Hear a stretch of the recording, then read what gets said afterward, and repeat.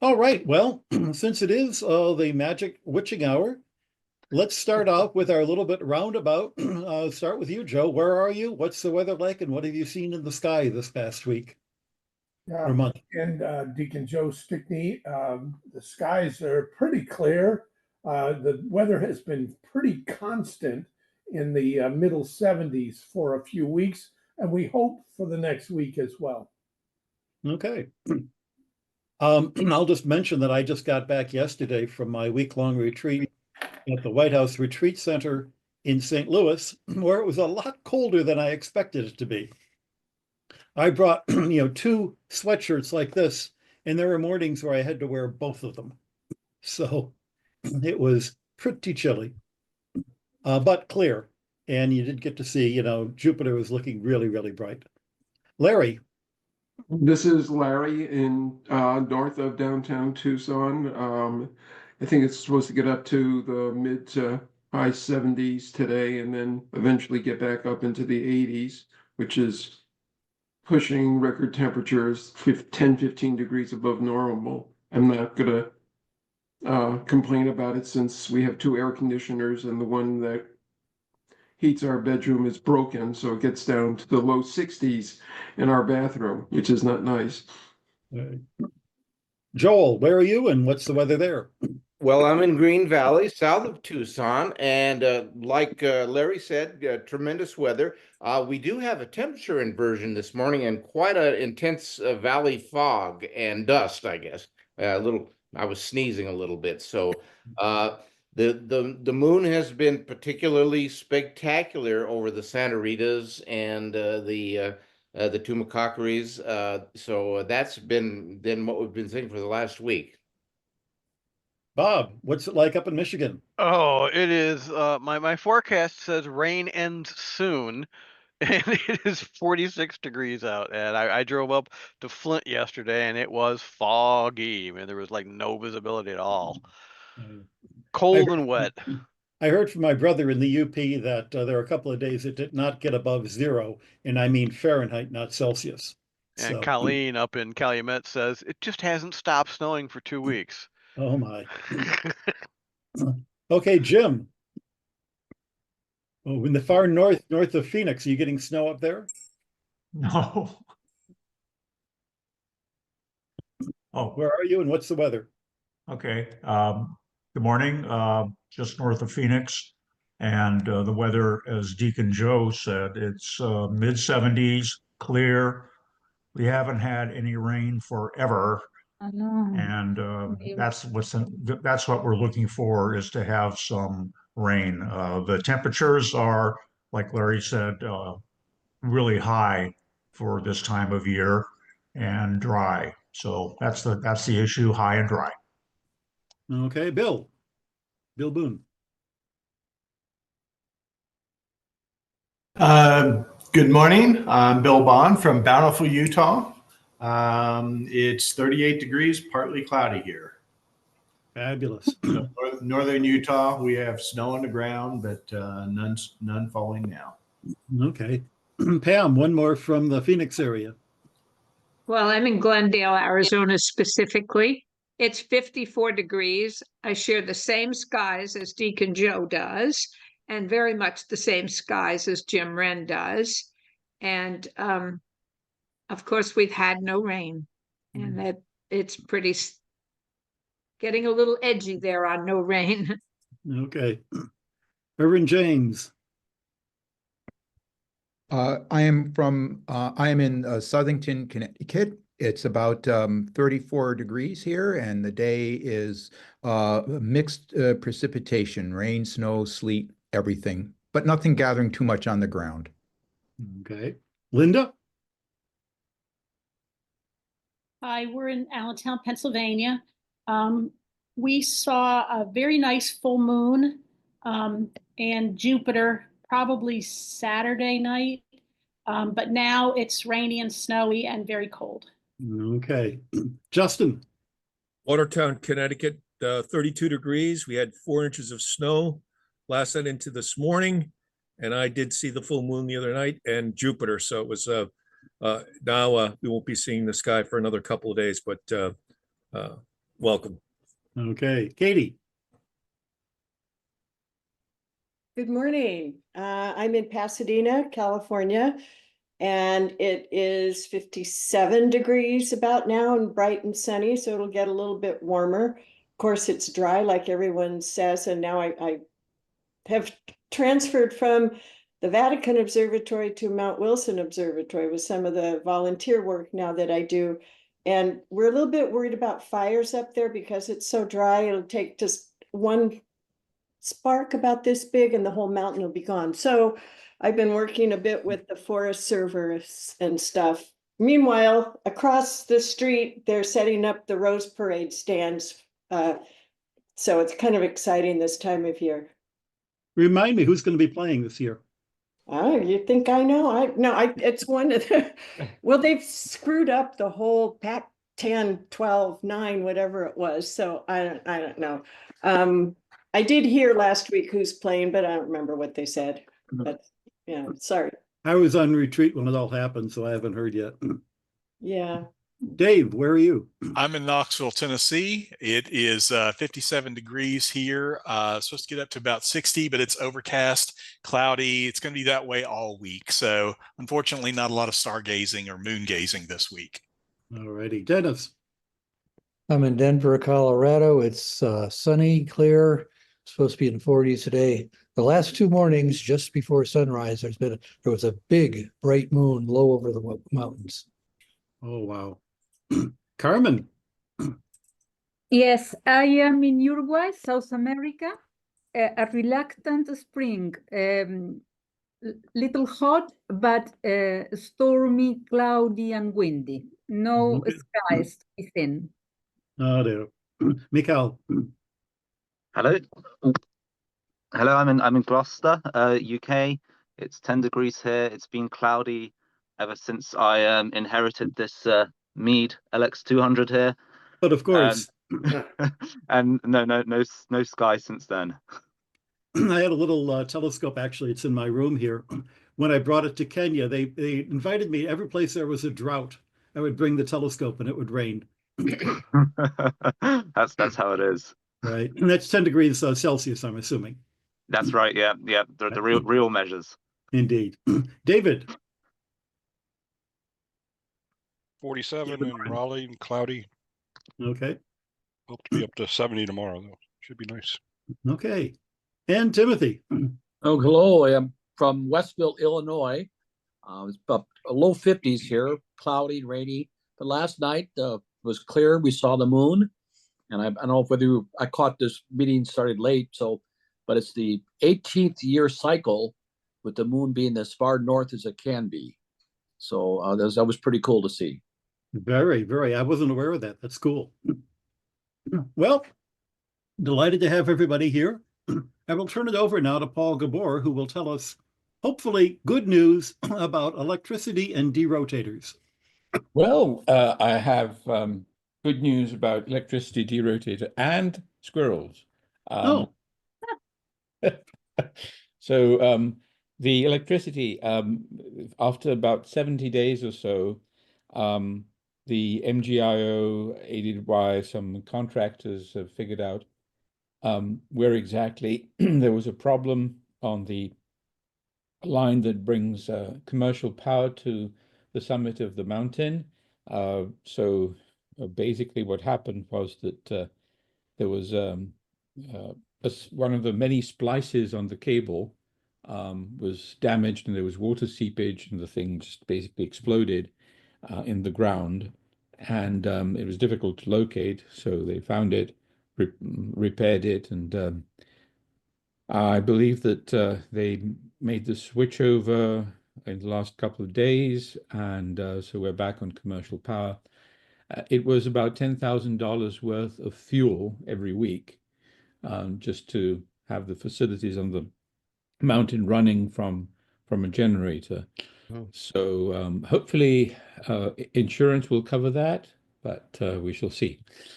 This is not a commercial insurance policy. This is the insurance of the state of Arizona, self-insurance, because the University of Arizona is a part of the state of Arizona. So maybe they will actually pay for it. The second piece of good news is that so we basically got our derotator stuck. Our telescope is one of those altitude azimuth mounts, which means that it needs a field rotator or derotator, depending on personal preferences when it comes to the name of that particular assembly. And in our case, the thing is held onto the telescope via two bearings, and they got stuck. So we had to dismount them. They are being cleaned, and it looks like cleaning will probably do the trick, and it won't need more than just being cleaned. So there's a very interesting paste of essentially little pieces of well, moth bodies that were turned into a paste. Anyway, it's kind of disgusting. And what else? Oh yes, and there's a bunch of rust, not on the bearing itself, but seeping into the bearing from other parts. So the rust is very likely a function of our tendency to cool the telescope assembly too much in humid weather. So we end up having condensation in places where we really don't want it. So anyway, it's something to think about. And finally, the squirrels. So there is a new U.S. wildlife fisheries, whatever, report about the Mount Graham red squirrel. Apparently, they found the population to be growing. Last year, they counted. Let me see, 144 nidans, and this year they counted, this is a proxy for the actual population size, and this year by the same metric the population size is 244. So there's more squirrels. This is kind of what you would expect, apparently. A population normally is between 200 and 300, so long-term average. So by midden, you mean the places where the squirrels live, not little things that they put on their paws. No, that's a nidden with an N, and it's the place where the squirrels don't live, but where they cache their stuff. Yeah. Okay. If I may, it makes me giggle a lot because my dad was involved in the beginning of building the vat way back. And there is this huge discussion about the poor red squirrels that were going to disappear. But they multiplied. Just aside, I've been thinking of red squirrels for over about 40 years or so, 35. Right. Well, there was a big forest fire in 2017, and the big caption, as some of you might recall, was that the population plummeted to, I don't know, 30 pieces or something. Well, that was because they had to change the metric. They had to change how they were actually estimating the population, because at the time they estimated, they were actually looking at the population in what was called, or what is still called officially, the Mount Graham Squirrel Refugium. Now, the Squirrel Refugium obviously is not the best of places to count squirrels, considering that most of the trees in the refugium were burned during that forest fire. So the squirrels moved somewhere else on the mountain, and now since 2019, they've been using a different technique for estimating the population, and this new methodology is a little more robust, and this is kind of the numbers that we've been seeing, and so there is an increase in the population over the last year, which is good. I'm not quite sure, the population grows and falls depending on how many pine cones there are on on the trees, etc., things like that, mainly. But yeah, it's kind of hard to say exactly how the population of the red squirrel will deal or is dealing with the population of the abit squirrel, which was introduced by the Forest Service itself in the 1950s. And the abit squirrels are obviously an invasive species. So you know, this is a part of the story that I always find very very weird, that instead of trying to actually separate the populations and relocate the avid squirrels, we are constantly talking about how a road improvement, for instance, will destroy the red squirrels. So the whole debate. Well, on top of all of that, given that the telescope was still usable, even though the D-rotator was not functioning, what science has actually happened in the last month up on the telescope? Well, so this problem arose effectively during a run that was long scheduled by the NAU, that is to say the Northern Arizona University. There is a team there that does small solar system bodies, mainly active asteroids and comets. And these guys were able to continue their run and finish it. They had to modify the methods a little bit, but on the whole, they got usable data because they were essentially looking at non-sidereal objects. So you would expect everything in the field to be blurred anyway, except for the target you're looking at. So if you carefully place the target in the center of the field, the fact that the D-rotator isn't doing its job doesn't really makes too much of a difference to what they were doing. So yeah, there was a nearly 2-week run, and it was successful. But that was pretty much the only thing, because after that, the other observers, well, they couldn't observe at all because we had to take the telescope apart. When do they think it's all going to be put back together? I know Michael likes to move slowly but carefully. Exactly. So I wouldn't like to say, but I hope in the next few weeks he'll be happy to right. to consider the thing done, at least for the time being. Because in the process, of course, he discovered some issues with the original design of the D-rotator system, especially the specifications of those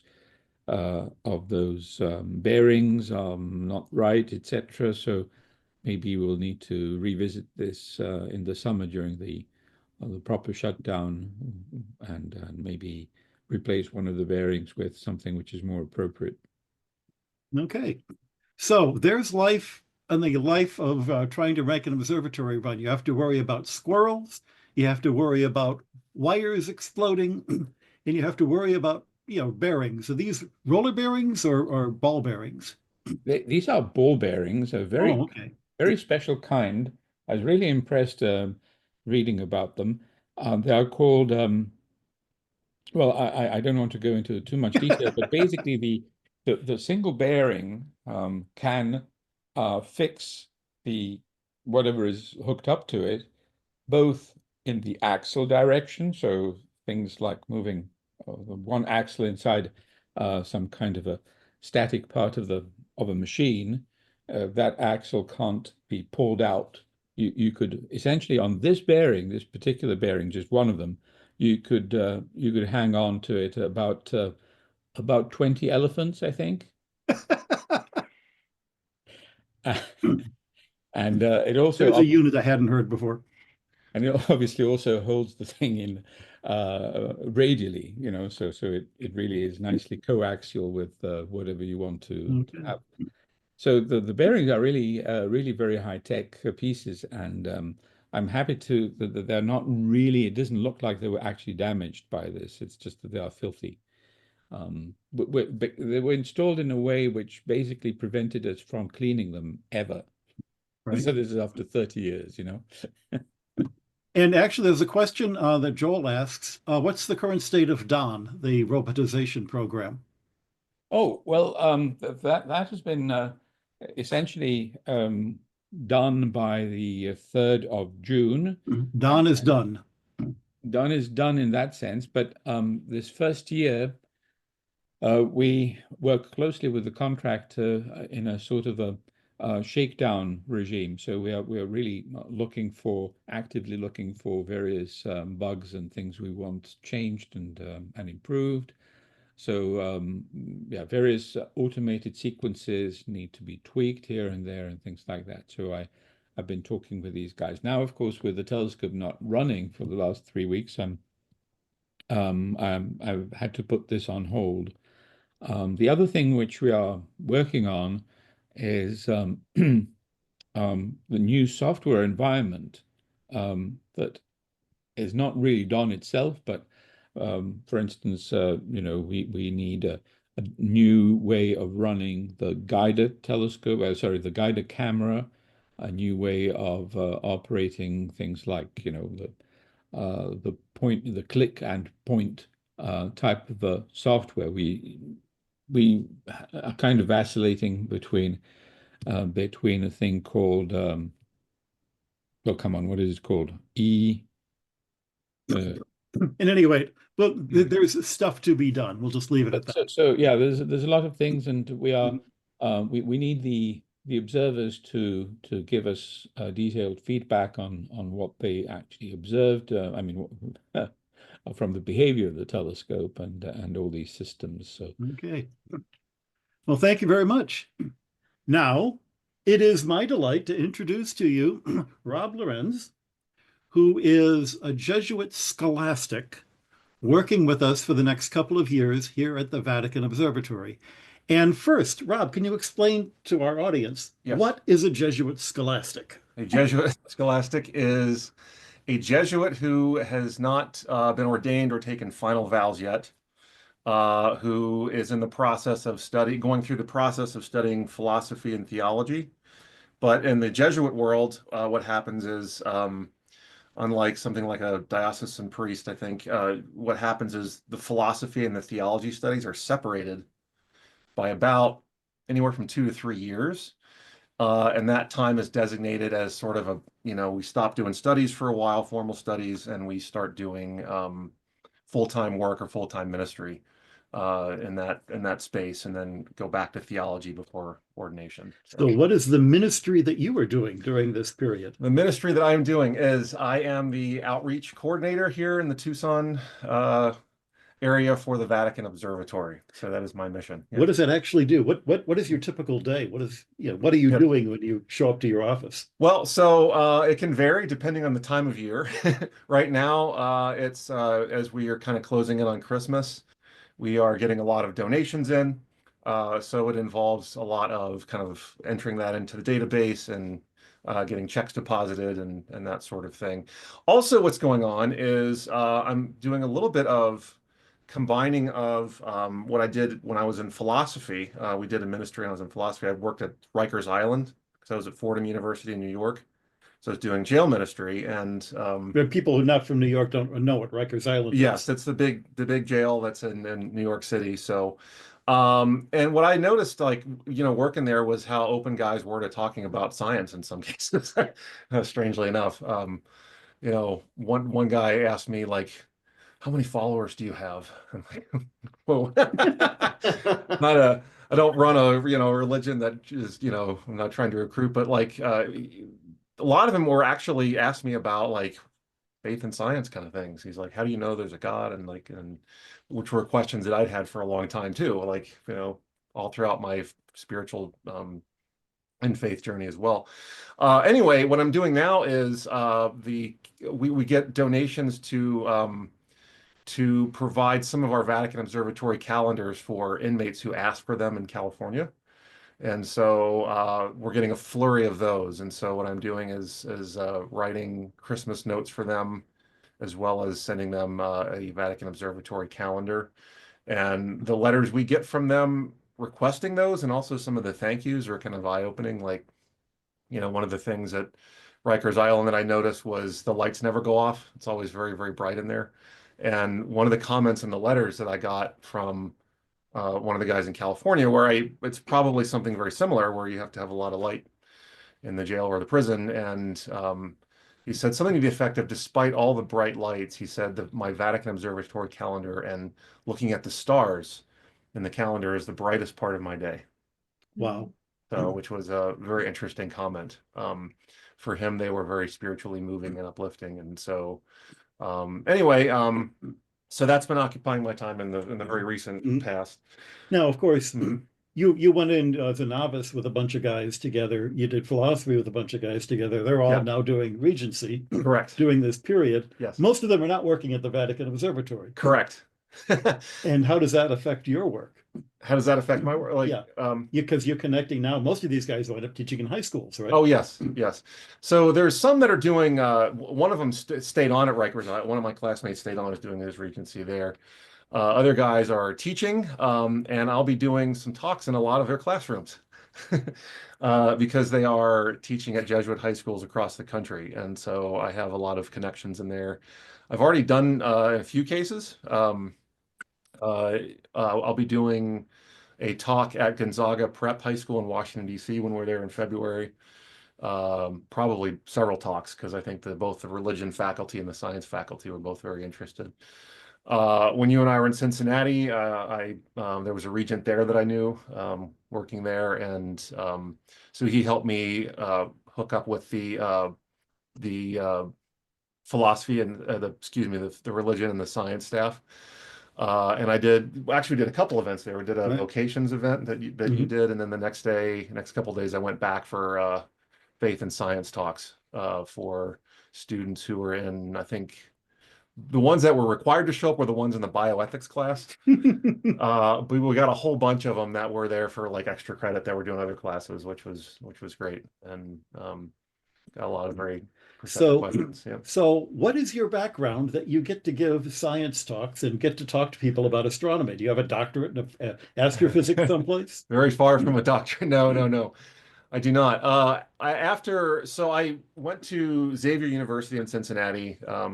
It's where I kind of learned a lot about. Yeah, where are you from originally? So I'm from Cincinnati area, northern Kentucky, and went to a Jesuit high school, Jesuit college. And when I was first exposed to sort of Jesuit approach to teaching religion, the big thing is, finding God in all things. So I'm like, well, I remember thinking like, well, I really like astronomy. And which more all things in the universe, right? All things in the universe, and which that kind of started when I remember my first memory of the night sky was like when I was 7, and my dad took me outside and showed me Halley's Comet, which happened to be there, and so and I remember something very interesting. It looked like this, streak across the sky, and I was thinking like, is this thing moving? And he's like, oh, yes, it is. And he's like, it's gonna be here for a little while, and then he's like, next time you see it, you will be an old man. Which at age 7 is kind of a fascinating thing to hear. And so when we started studying it in school, I got more and more fascinated. And anyway, after I graduated from, fast forward many years, I graduated from Xavier University, and I ended up doing an internship at Carlsbad Caverns National Park in New Mexico, doing talks and tours, which I discovered I really liked doing when I was in college. And some of my favorite things to do were like presentations in the classroom. And so anyway, I had a great time, and that eventually turned into a 18 or 19-year career with the national parks. So there's a little gap there. You graduated from college, suddenly you're at Carlsbad Caverns. Yes. What happened in between graduating from college and working for the Park Service? The in-between is sometimes in one's spiritual journey and one's life journey as well. We move step by step, not just one giant leap. But the step by step for me was, after I graduated from Xavier, I studied theology and biology, both. And I didn't quite know what I was going to do with that. And so I did a year of the Jesuit Volunteer Corps in Sacramento, California, where I worked with, again, kind of... Yeah, describe to people what JVC is. Oh, so Jesuit Volunteer Corps is basically... it's not all that, in some ways, not all that dissimilar from something like the Peace Corps, where it's an international organization. You can do it domestic placements or international placements. But it's 1 to 2 years of you doing, essentially working in some sort of ministry or volunteer work that involves an underserved population. In my case, I was working with people who had a dual diagnosis, which was a addiction of some kind, and as well as a mental illness. And so that was a great year. Met a lot of amazing people, and after that, the Jesuit Volunteer Corps hired me as their fall recruiter. And this was to this day one of the best jobs I ever had. But they were like, you know, it was like 2001. So my first day on the job was 9/11. So that was something. Wow. But anyway, my job was to drive all through the southwestern United States on a very small budget and do as many talks as I could in college classrooms and tabling sessions. And this was kind of before social media was a big hit. And to just basically do little talks about what my experience was like and what the Jesuit Volunteer Corps was, and had a blast. And so that was one step. And then the step in between that was, because of the limited budget, I was like, I can't get a hotel every night. And there's only so many people I know in so many cities. So what I ended up doing was, as I was driving through like Arizona and New Mexico and Nevada, I would camp at the nearest convenient national park. And I eventually got to talking to park rangers. And I think one of the programs I went to was actually a night sky talk at the Grand Canyon. And I'm like, that seems like something I kind of want to do. And so I talked to the park ranger, and I got my foot in the door eventually with an internship, which they directed me to. And so, yeah. So how do you apply to be a park ranger? That's a great question. Trial and error. A federal resume. I don't know if any of you all have ever worked for the National Parks or for the federal government, but a federal resume, you know, is not quite what it is in the private sector. You're looking at a 15 to 20 page resume, because you have to document every single thing you've ever done that's relevant to what they're advertising. And so it's not a very easy process. Sometimes, like, you know, it was just as much work applying for the job as the job actually was when you got there. But it was very rewarding work. My park service life, I was in New Mexico at Carlsbad for 6 years. And then I moved to Utah and worked at Arches, where I helped out. That was kind of where I got my first taste of some night sky programming. And I did a couple of events for the eclipses they had. There was also the transit of Venus, which was just a couple of months, maybe a month after one of the annular eclipses. And at Arches, it was partial.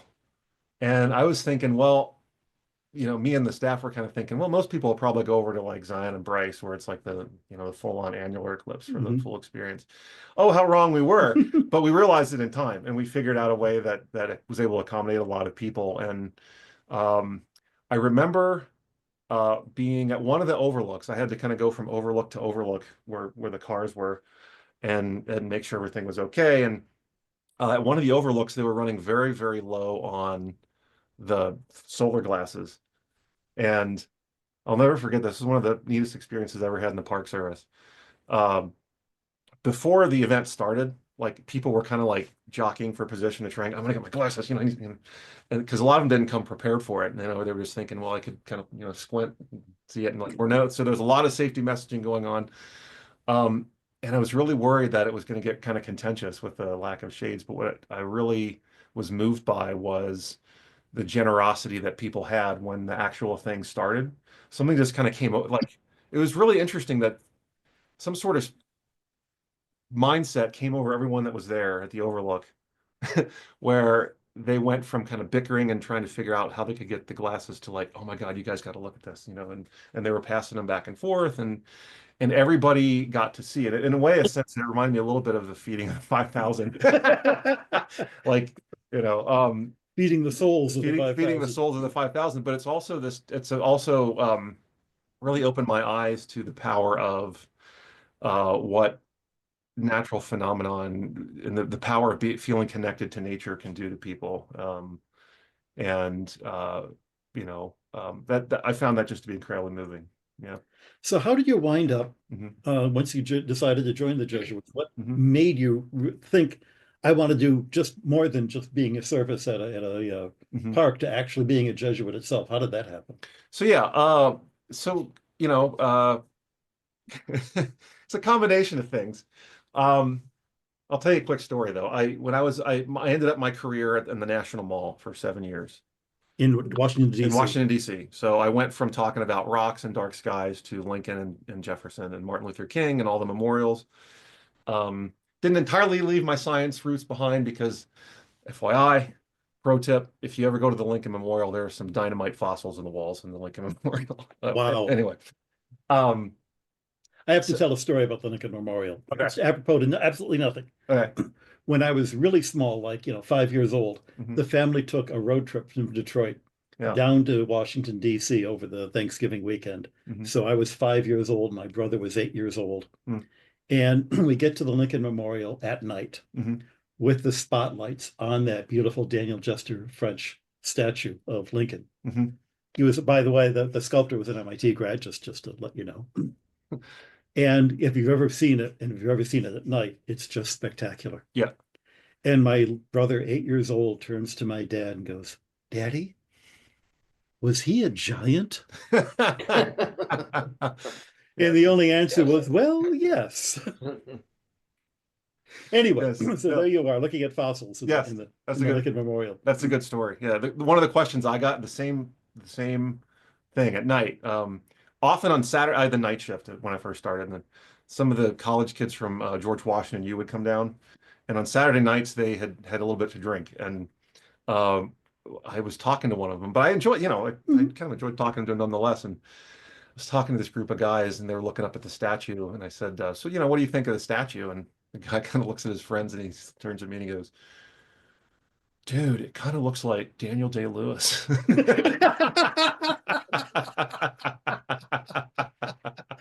Who'd have thunk? Who'd have thunk? So, which is right around the time that movie came out. But anyway, why did I choose the Jesuits? That was your question. One of the reasons was that I was, as it turned out, number 80 out of 80 on the seniority list on the National Mall. And when there was the building that opened up that the Park Service by law is supposed to run, which is an observation tower. It's on Pennsylvania Avenue. It's called the Old Post Office Tower. And it was kind of the place that nobody wanted to work. But my entire first 5 years there, we couldn't work there because it was being renovated. And when it opened back up as a hotel, they had to have someone run the operation there. And I was just not interested in doing it. And so I was like, these questions started popping up, like, is it just this job that's really kind of bumming me out? Or is it working in this career in general that's kind of getting old? And so how many years have you been in the Park Service at this point? At that point, it's about 17 years. Yeah. And so by providence, I suppose I got offered a temporary job in Oregon at Oregon Caves National Monument. And it was like a little temporary summer supervisory job. Had a blast. It was amazing. And then when I got back to DC, they offered me the full-time job there. And I just had this sense that, when I picked up the phone, I was like 50-50, like, am I going to accept this job or not? I didn't, because had these mixed, and I ended up turning it down because I realized, I think as I was talking to the person on the phone, that I, even though it was amazing for a summer, I just couldn't see myself there for a longer period of time. And I realized that I incorporated a lot of spirituality into the talks that I did and the job that I did there. But at the same time, being a government employee, you can't really explicitly talk about faith and religion necessarily. So I realized that was kind of a desire of mine. Depends which government you work for. Well, yeah. Vatican City State, they kind of encourage it. Yeah, there it's probably fine. But so I realized that was something I kind of wanted a little more of. And also, by the way, that was around the same time, I ended up finding your book. Would you baptize an extraterrestrial? Years in Paul Muller's book, and I was just fascinated by some of the stuff in there, and so after I turned that job down, I'm like, this isn't, Park Service isn't going anywhere. So I called the vocation director in the Society of Jesus, and And he started inviting me to discernment events, and I realized that I also really enjoyed and felt alive in the community that was there. And I remembered all of my kind of learning about Jesuit spirituality in college and high school, and it all just sort of converged. And all those kind of things and those streaks. And so, long story, I was expecting to tell me I was too old because I was 41, but that shoe never fell. So, yeah. What year did you actually enter then? I entered the society in 2019. So you were in the novitiate during COVID. I was, yeah. Oh, wow. Yeah, which we were only quarantined, I think, for like the really strict quarantining for a couple of months, and then we ended up being able to do a ministry here and there. Of course, the novitiate is a kind of pod all by itself. It is. So maybe it was the best place to be. I actually think it was. It was, as I mean, a pandemic's never a good thing, but like as places to spend a pandemic go, it probably wasn't the worst. So how did you get from there to the Vatican Observatory? I-80. No. No, so this was another kind of chance event. I don't know if you remember this or not, but the next step is philosophy studies after the novitiate, which is the novitiate's the first 2 years where you're trying to really figure out if you really want to do this and live this life and take the vows of poverty, chastity, obedience. I decided to do that and then moved to first studies. And in the summertime, we have our ordinations at Fordham University, and there's the guys in formation, which was me, all have a couple of dinners throughout that week together. And one of the dinners you happened to show up at, and you sat at my table and you mentioned that because I had read your book and I'd recognized you, and you had mentioned that in the past that the observatory had taken regents. And I'm like, file that one away. And the next summer, which was 2 summers ago, when we were trying to figure out where we wanted to do our regencies, respectively, we had to submit like a top 3 kind of list, what we're thinking. And on that list, and I think it was the top one, was the Vatican Observatory. And because I emailed you and you had responded with pretty much a full-on job description, which was kind of drawing on a lot of things I'd done in the past with the Park Service, but also had enough newness to it where it's challenging. And so, as I recall, there were 3 things, because it's always good. This is the thing I learned in Jesuit education. Yes. When in doubt, give them 3. Yes. So I had to come up with 3 reasons, 3 jobs you were going to do. Yes. And one of them was learning how to be a fundraiser. Yes. Because everything in religious life ultimately depends on money that somebody gave you. And they never train you how to do that. They never teach you the nuts and bolts of, how do you use the software? How do you write the letters? Yeah. And so that's a good chunk of what you're getting right now. Yeah. But another part of it was this outreach, these giving talks. What was the third part? I've totally forgotten. It was the conference, the Acme conference. Oh, that's right. Yeah. Yes. Because it should be next year. Right? Next year, right? Not this January, but a year from January. Yeah.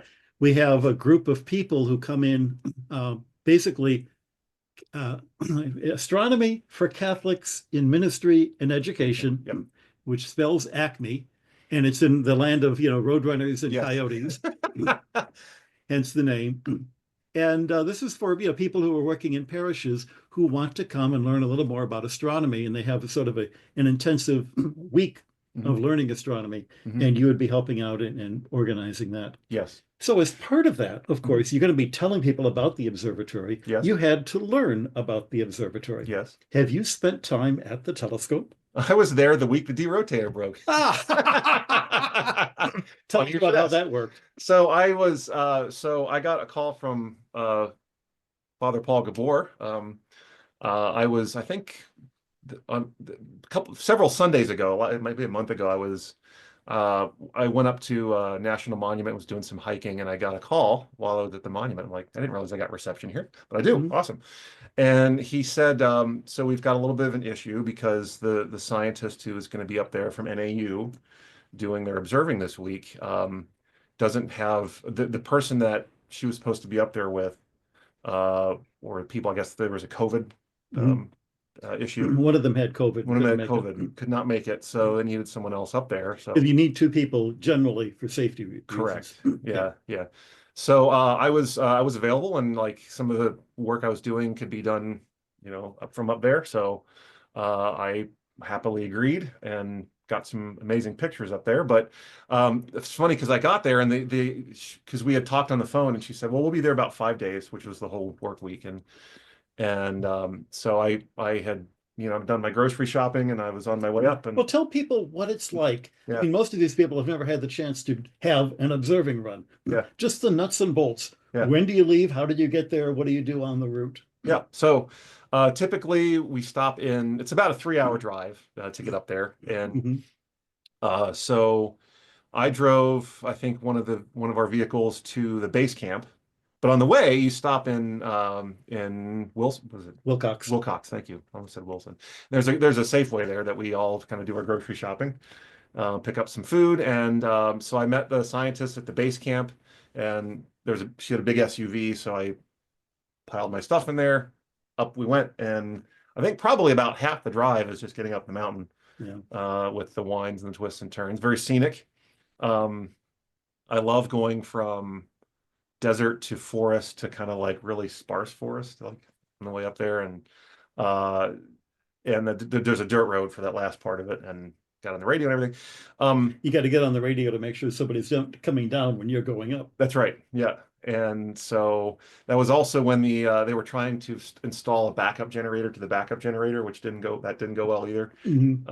So it was, but we got up there, and she's like, "Well, the derotator's not working, so we might have to leave tomorrow." I'm like, well, I have 5 days worth of food. I can't. But anyway, it was amazing because I was talking to her and asking her about some of her work. She studied something called Wolf Ray stars as well. And she was talking about some of the outgassing that she was seeing on the solar system objects. And so she managed to figure out, as Paul was mentioning, she figured out a way to kind of make it work without having to use the derotator. And so I was there and getting a lot of pictures of the LBT as well. So I did a couple of night strolls and saw the LBT at work up there, kind of doing its thing. And so I got some good photos of that too, and as well as. How would you manage to sleep? You were above 10,000 feet. Did that affect you? It did the first night. You have to kind of consciously work to breathe, like in some ways. Like it was fine, but I didn't get a good night's sleep until night 2. Let's say, because you kind of keep waking up, and your system kind of has to kind of keep reminding itself to breathe and whatnot. But also, it's very dry up there. It's very dry up there. Did not see any squirrels, unfortunately. But I think the squirrels try to avoid you, and you avoid them. That's true. Maybe just as well. Yes. You see any other wildlife? Deer. Okay. Deer, but she told me the story of that. Well, at one point she said she saw a bear up there, and which every bear I've ever seen, it's like in the second it takes you to register that you're seeing a bear, they are already running off in the other direction. So, but I wish I'd seen a bear, but I did not.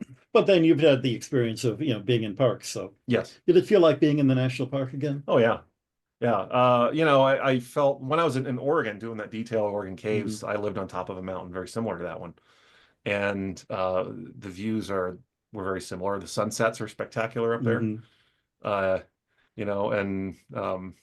oh yeah, it was amazing. Yeah. Was there any kind of spiritual sense of you're 10,000 feet closer to God?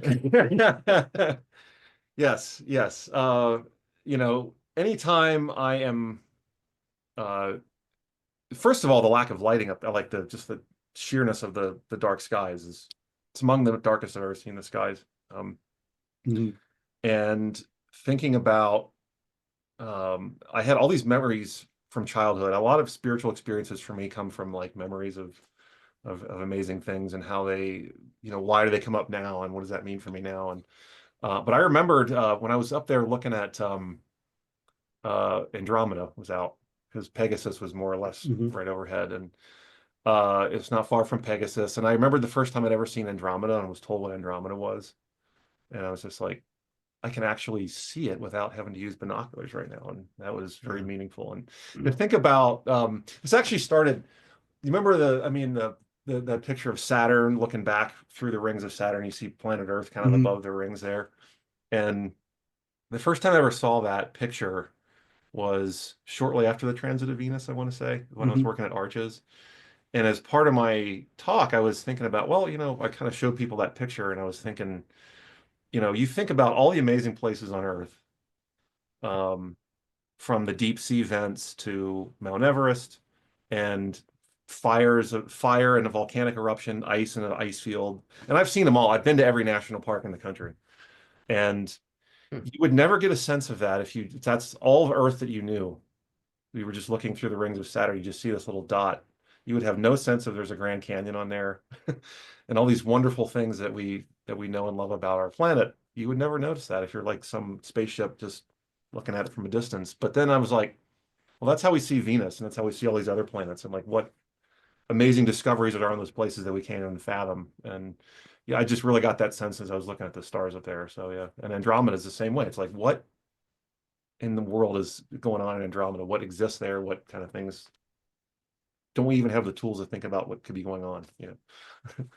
Wow. Mm-hmm. I don't think I can top that one.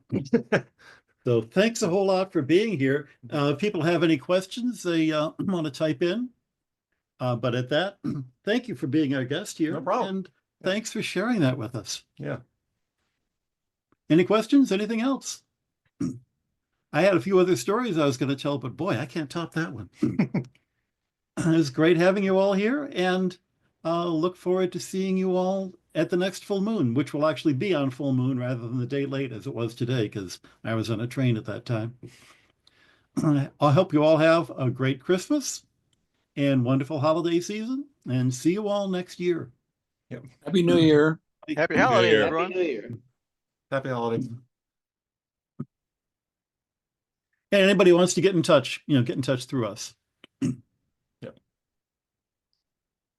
info@vaticanobservatory.org. We'll get you there. Should tell Guy that the full moon was this morning. 2 a.m. or 3 a.m. But he's gone now. He's gone. All right, guys. Bye. See ya.